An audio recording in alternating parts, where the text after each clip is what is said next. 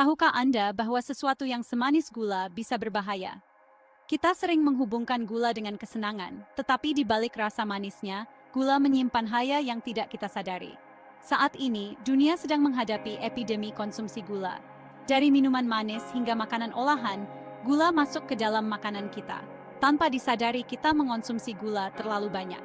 Akibatnya, sangat mengkhawatirkan. Terlalu banyak gula telah menjadi penyebab utama berbagai penyakit kronis, mulai dari diabetes tipe 2 dan penyakit jantung hingga obesitas, dan bahkan beberapa jenis kanker.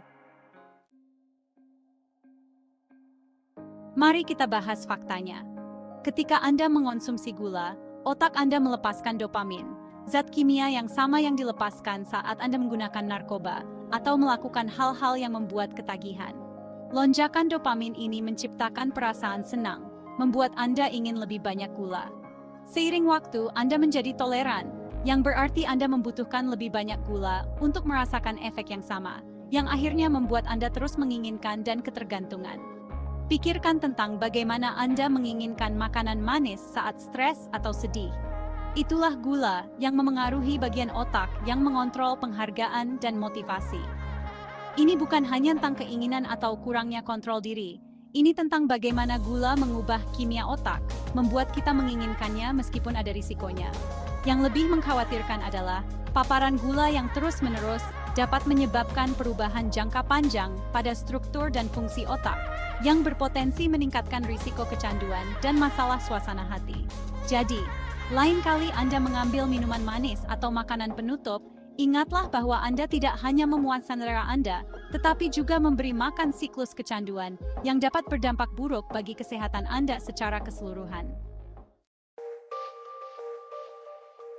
Banyak penelitian telah menunjukkan hubungan erat antara konsumsi gula yang tinggi dan peningkatan risiko depresi. Meskipun hubungan pastinya masih diteliti, beberapa mekanisme dapat menjelaskan hubungan ini. Pertama, ingat lonjakan dan penurunan gula darah yang kita diskusikan sebelumnya? Fluktuasi ini dapat menyebabkan perubahan suasana hati, kelelahan, dan gejala lain yang mirip dengan depresi. Kedua, gula dapat mengganggu produksi BDNF, protein penting di otak yang membantu pertumbuhan dan kelangsungan hidup sel-sel otak. Kadar BDNF yang rendah telah dikaitkan dengan depresi dan masalah suasana hati lainnya. Selain itu, peradangan kronis yang sering dipicu oleh konsumsi gula berlebih juga telah dikaitkan dengan perkembangan depresi. Meskipun depresi adalah kondisi kompleks dengan banyak faktor penyebab, bukti yang mengaitkan konsumsi gula dengan kesehatan mental tidak dapat diabaikan. Memilih makanan yang lebih sehat dan mengurangi tambahan gula tidak hanya bermanfaat bagi tubuh Anda, tetapi juga dapat melindungi kesehatan mental Anda. Kita semua tahu gula buruk untuk gigi, tetapi seberapa buruk kerusakan yang ditimbulkannya? Saat Anda mengonsumsi makanan atau minuman manis, bakteri di mulut Anda akan memecah gula, menghasilkan asam yang menyerang email gigi, lapisan pelindung luar gigi Anda. Seiring waktu, serangan asam ini dapat mengikis email, menyebabkan gigi berlubang, gigi sensitif, dan bahkan kerusakan gigi. Tetapi bukan hanya gula rafinasi yang menjadi perhatian. Karbohidrat olahan seperti yang ditemukan dalam roti putih, nasi putih, dan makanan olahan lainnya juga dapat diubah menjadi gula oleh bakteri di mulut Anda. Untuk melindungi kesehatan gigi Anda, batasi asupan gula, sikat gigi setidaknya 2 kali sehari dengan pasta gigi berfluorida, dan kunjungi dokter gigi secara teratur untuk pemeriksaan dan pembersihan. Peradangan adalah proses alami yang membantu tubuh melawan infeksi dan menyembuhkan luka. Namun, ketika peradangan menjadi kronis, hal itu dapat menyebabkan berbagai masalah kesehatan, termasuk penyakit jantung, diabetes tipe 2, kanker, dan penyakit Alzheimer. Konsumsi gula berlebih dapat memicu peradangan di dalam tubuh melalui berbagai cara.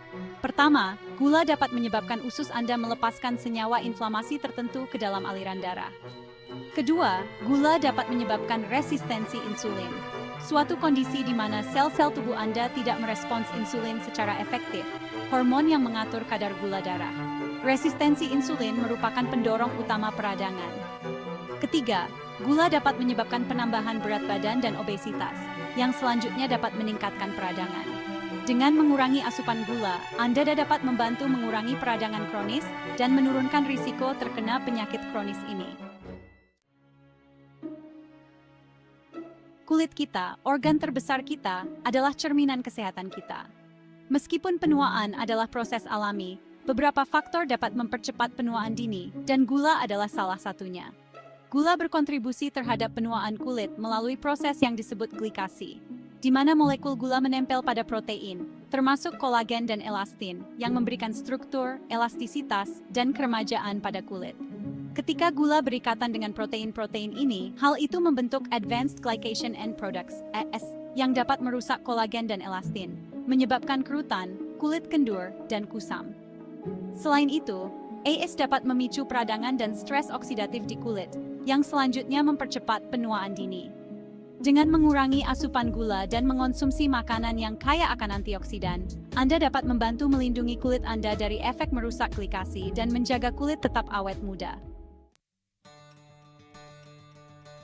Setelah mempelajari bagaimana gula memengaruhi tubuh kita, mulai dari kecanduan hingga penuaan dini, penting untuk mengevaluasi kembali hubungan kita dengan makanan manis ini. Organisasi Kesehatan Dunia merekomendasikan untuk membatasi asupan gula tambahan hingga kurang dari 10% dari total asupan kalori harian, yang setara dengan sekitar 50 gram atau 12 sendok teh gula untuk orang dewasa.